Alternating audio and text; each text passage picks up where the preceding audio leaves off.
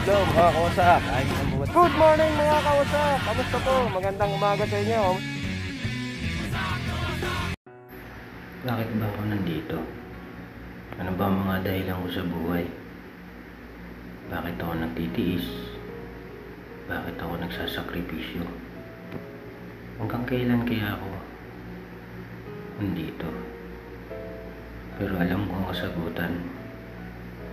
Dahil sa aking pamilya. Ang pamilya kong nagbibigay sa akin ng lakas. Salamat sa iyo.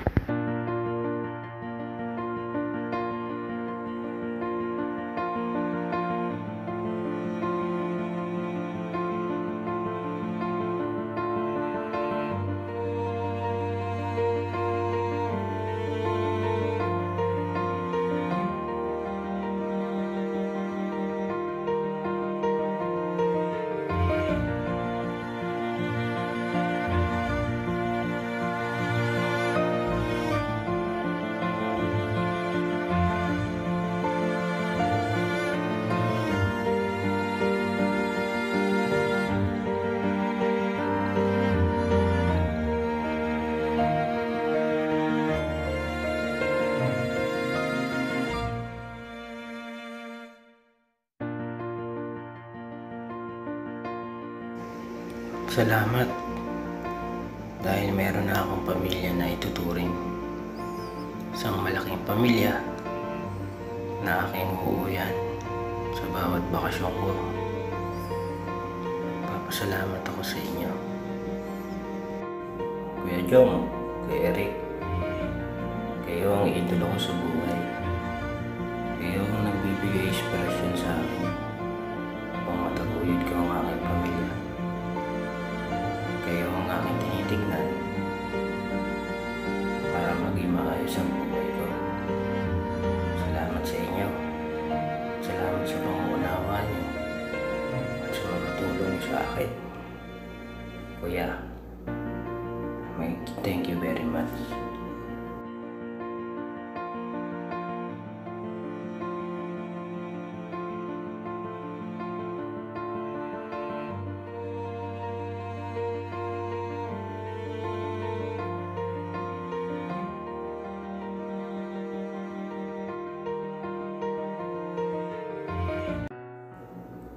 Sa bawat paglubog ng araw, panibagong buhay na naman, panibagong kinabukasan na naman.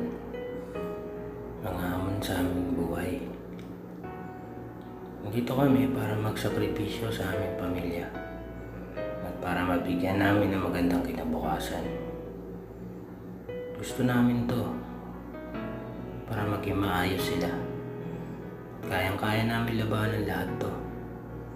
Sa tulong niyo, sa tulong ng pamilya, tulong ng Panginoon. Hanggang sa paglubog ng araw, panibagong kinabukasan na naman ang tatahakin namin dito. Good morning mga kawasak. Kamusta po kayo? Kamusta naman po ang umaga nyo? O ang araw nyo ngayon, umaga dito sa Yangbu. Papasok na naman po tayo. Ayan. Hello mga kawasak, good morning! Shoutout sa mga wala din. Mahal mo? Ay, siyempre yun, hindi natin makakalimutan yun. Shoutout sa aking mahal, I love you so much. No. At sa bawat sakripisyo namin dito, tinadaanan lang namin sa tawa, sa kaligayahan, para malimutan namin ang aming pinagdadaanan. Ang aming mga sakripisyo, minsan nalulungkot din kami.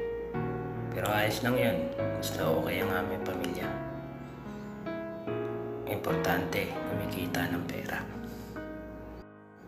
Sa bawat biyahe at pagpasok, tumitingin kami sa mga daan. Tinitignan namin yung landas na patungo sa trabaho. Panibagong araw na naman ito. Panibagong trabaho na naman upang kumita ng pera para sa aming pamilya na naiwan sa Pinas. Pero salamat, nandito pa rin kami matibay, sama-sama kumakain, Kakaroon ng kasayahan, katuwaan. Sa bawat ngiti namin, nakakubli ang aming kalungkutan. Pero hindi namin pinapahalata yun. Kasi ayaw namin maisip ng mga kasama pamilya namin sa Pinas na nalulungkot kami dito. Dadaan lang namin sa ganyan. Sa trabaho, kakasama kami. Kakaroon ng kulitan, tawanan, kasiyahan, biruan, pero walang pikunan. Yan kami. Masaya kami sa ginagawa namin. At masaya kami na meron kaming trabaho. At sa pag-uwi namin galing trabaho, ito na naman, pahinga na naman. Uuwi na naman kami. Katapusin na namin ang isang araw para bagong kinabukasan na naman. Trabaho na naman ulit, pero masaya. Dito na lang po ito mga kausap. Salamat po sa panonood at salamat din po sa pagbisita ninyo sa aking munting YouTube channel. Stay safe po. Ingat po tayo sa Carbonara.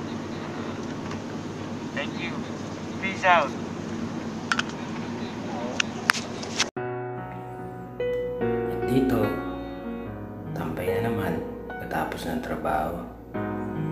Tingin-tingin sa malayo, tanaw-tanaw. Bibilang ng araw. Kailan kaya matatapos ng COVID na to? Kailan kaya kami makakauwi? Kailan kaya namin makakasama ang pamilya namin?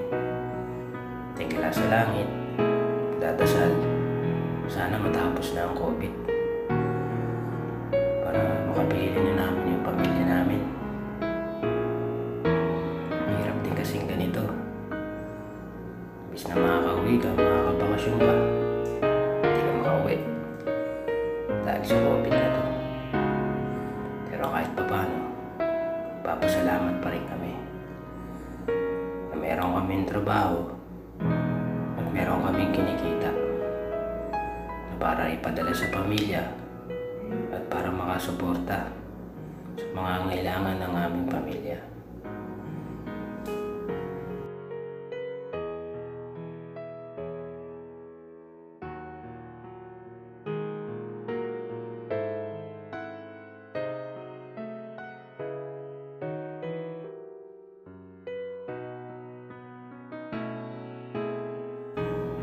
Hanggang kailan kami mag-aantay?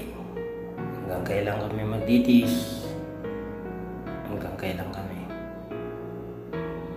Sana naman matapos na ang COVID na to. Tapos na ang pandemya sa mundo. Para maging maayos na ang pamumuhay ng tao. Kumbaga, back to normal. Mahirap din kasi yung ganito eh. Siyempre, nalulungkot din kami. Homesick. Siyempre, kailangan din rin namin umuwi makasama ang pamilya namin.